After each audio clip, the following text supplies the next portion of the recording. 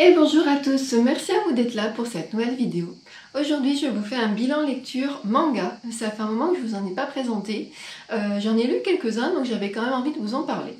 Donc j'ai lu tout cela, dernièrement, c'est sur les 2-3 derniers mois je pense, et ça c'est une autre pile dont je vais vous parler après. Donc j'ai lu cette semaine Chat des rues tome 4, Hachi et Maruru, donc ce sont les prénoms de ces deux chats, et c'est de Yuri Sonoda aux éditions Doki Doki. Donc c'est un manga que j'ai découvert il y a presque un an, qui en fait est centré sur la vie des chats dans la rue. Au début en tout cas. On suit donc ces deux petits chats qui se rencontrent, avec lui qui est habitué à vivre dans la rue. On voit qu'il y vit depuis un petit moment, donc il connaît un peu les dangers, les bons endroits pour se protéger. Et celui-ci qui est tout nouveau dans la rue en fait, qui est complètement livré à lui-même et qui ne connaît pas tous les dangers. Et tous les deux vont se rencontrer parce que le blanc va aller aider celui-ci qui a coincé sa tête dans un arrosoir et qui est en train de se résigner, à se dire ben voilà c'est la fin, j'ai fait l'idiot, je me suis pas méfiée, c'est bien fait pour moi. Voilà, je résume. Et en fait c'est comment tous les deux vont se retrouver à à se secourir l'un l'autre, comment ils vont être là à s'entraider, à être vraiment tout le temps tous les deux pour se protéger. Et les autres qu'on voit autour, en fait, ce sont d'autres chats qu'ils vont rencontrer au fur et à mesure de leur recherche d'endroits pour dormir sur le territoire. Et au bout de, je crois que c'est le deuxième manga, le deuxième tome, ils vont rencontrer ce jeune homme qui leur fait très très peur, qui à chaque fois qu'en fait, quand il est dans le quartier, il repart avec un chat dans une cage et il ne revoit plus le chat. Donc pour eux, c'est un exterminateur de chats et il va s'avérer que ce jeune homme fait bien d'autres choses, qu'il est là plutôt pour sauver ses chats que pour leur faire du mal. J'ai beaucoup aimé. Le premier tome avait été très dur pour moi parce qu'on était vraiment confronté à ce que vivent les chats dans la rue, donc le froid, la chaleur, l'absence d'endroit où dormir, où se protéger, l'absence de nourriture. Ils mettent en accent les personnes qui donnent à manger aux animaux en disant que c'est bien mais que c'est un revers de la médaille parce que du coup ça les habitue et que ils sont pas forcément autonomes si du jour au lendemain il n'y a plus cette personne pour leur donner à manger. Donc voilà, j'aime beaucoup, je ne sais pas du tout combien il y a de tomes, voilà, c'est l'inconvénient avec les mangas, c'est que c'est pas tout le temps indiqué, mais ils sortent à peu près tous les trimestres je pense, et pour l'instant c'est une série que je pense continuer avec grand plaisir. Ensuite, j'ai lu la semaine dernière, donc Bright Story, tome 1 et 2, c'est de Kaoru Mori chez Kiun, donc c'est un seinen, c'est-à-dire que c'est un manga à destination des adultes, là il est dans la catégorie historique. Je voulais remercier Estelle qui m'a offert celui-ci lors de mon pot de départ. J'ai tellement aimé que j'ai acheté la suite.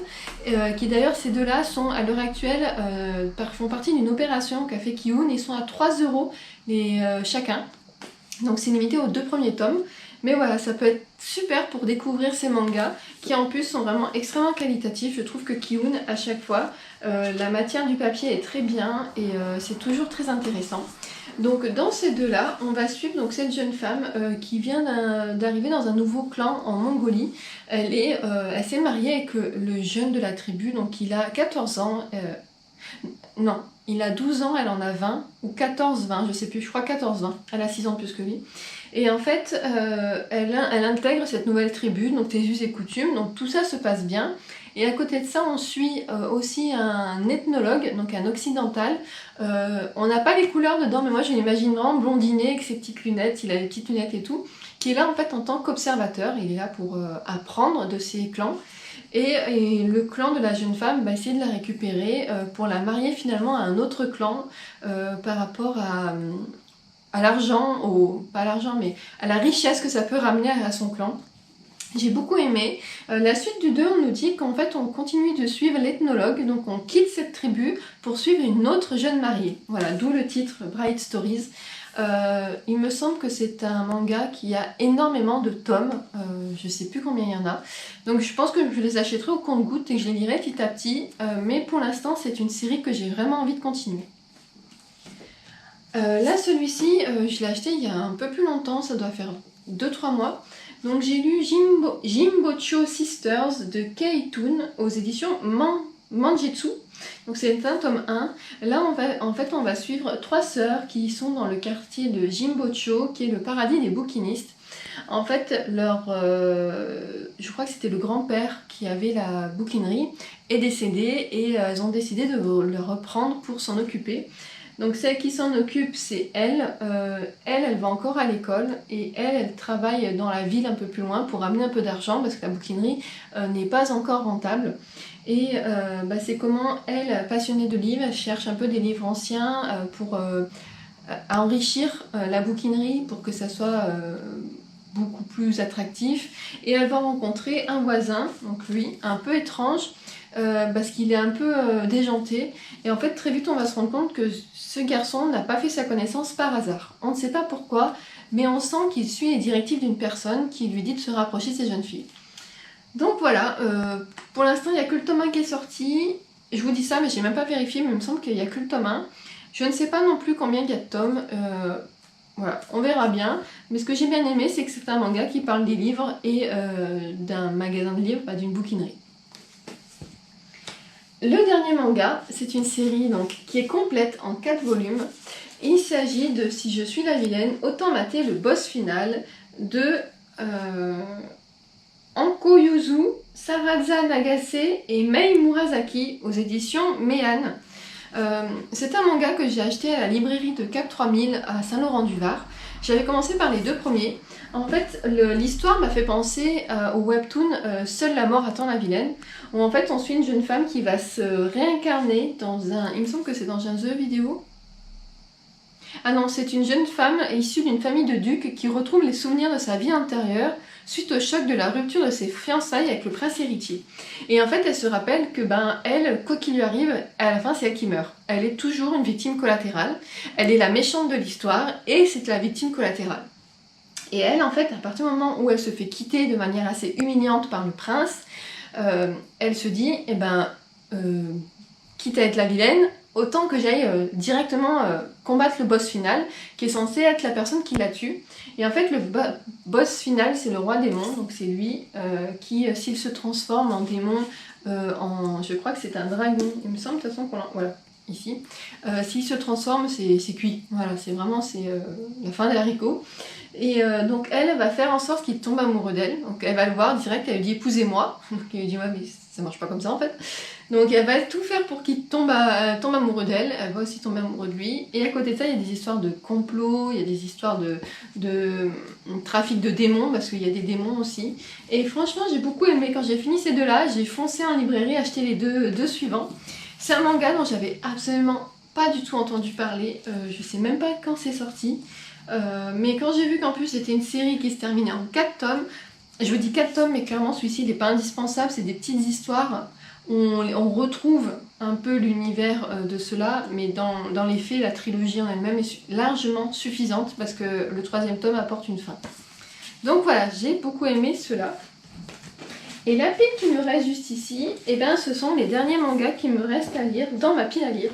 Donc il m'en reste pas beaucoup. Donc tout d'abord j'ai le tome 1 et 2 de Kennen comme chien et singe de Fuetsudo et Ishimura Itsushi aux éditions Doki Doki. C'est mon amie Pamela qui me les a offertes dans notre calendrier de l'Avent. Du coup je les ai depuis le mois de décembre, je les ai toujours pas lus. Je pense que ils ne vont pas passer l'été. Voilà, clairement c'est une petite pile que je laisse sur ma table basse quand j'ai envie de lire mais pas forcément de me plonger dans un roman. Je lis des mangas, donc il me reste ces deux-là. Ensuite, un peu plus gros, celui-ci prendra plus de temps, c'est Je ne suis pas un ange de Ai Yazawa chez Delcourt Tonkam. Donc c'est Estelle qui m'a également offert le Bride Story numéro 1, qui me l'avait offert. Et elle m'a dit que c'était un de ses mangas préférés. Donc je ne l'ai pas encore lu parce qu'il est un peu plus gros, mais pareil, j'ai bien envie de le lire avant la fin de l'été. Et enfin, le 3e, il s'agit de Daisy, lycéenne à Fukushima de Reiko Momoshi. Aux éditions Akata. Donc ils mettent que c'est d'après Pierrot de Teruhiro Kobayashi, Darai Kusanagi et Tomoji Nobuta. Voilà. En fait c'est une histoire un manga qui est centré sur l'après Fukushima. Comment on suit un groupe de lycéennes, comment elles ont été traumatisées par cette catastrophe et comment elles essaient de vivre derrière ça avec la crainte de la pluie qui est du coup radioactive, le fait de devoir se protéger, toujours partir avec un parapluie. Et en fait quand je l'ai vu donc également à la librairie de Cap 3000, j'ai craqué. Voilà, je me suis dit, je l'avais pas vu passer, il a l'air hyper intéressant. Donc lui aussi il est un peu plus gros, mais les graphismes j'aime beaucoup. Et je pense également, j'aimerais bien le lire d'ici le mois d'août. Donc voilà pour ce qui me reste en manga à lire. Dans les prochaines semaines, j'aimerais bien m'acheter la suite de Bride Story. Il y avait... Après, j'ai pas trop les sorties. Il me semble que le 28 août, il y a Mon chat à tout faire et tout déprimer. Que j'adore, c'est une série qu'on aime beaucoup avec mon amie Pamela. À chaque fois on ziote les sorties, donc lui il en fera partie. Je pense qu'à la rentrée je me ferai une petite razzia manga pour les 2-3 mois qui arrivent, comme ça j'aurai à chaque fois ma petite sélection, et dès que j'ai une petite heure devant moi à lire ou que je suis entre deux lectures, souvent je fais bien quand je suis entre deux lectures, je pourrais lire un petit manga. Donc voilà, je sais qu'en principe c'est pas forcément les bilans qui vous intéressent le plus, mais ils font partie de ma vie de lectrice et j'avais quand même envie de vous en parler. Est-ce que vous avez lu certains des mangas que je viens de vous présenter? Est-ce que vous en lisez? Et si vous avez des recommandations à me faire, ça sera avec grand plaisir. Sur ce, comme d'habitude, je vous remercie infiniment d'avoir regardé cette vidéo et je vous dis à très bientôt.